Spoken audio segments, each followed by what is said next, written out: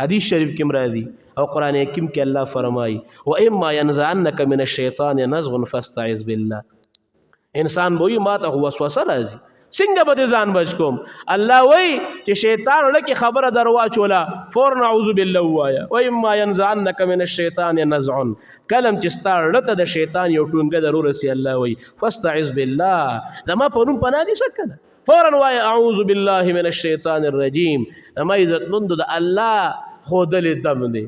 دمونه بعد خلک دمونه نه مني تاسو ټول خو دمونه منې کړئ ان شاء الله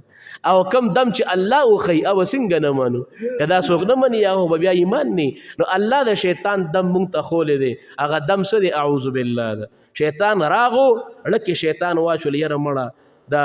دروغ لغوندي وایا په دروغ قسم اخرى دلته دی مسلمان دی رونو مابین کې شیطانت راولا لکه دا خبر راواچولا فورا اعوذ بالله شروع کا اعوذ بالله من الشیطان الرجیم ځان سره دی ور شروع کا دا الله د طرفه دم دی بالکل شیطان د هغه شیطانت نه بدل الله وساتي.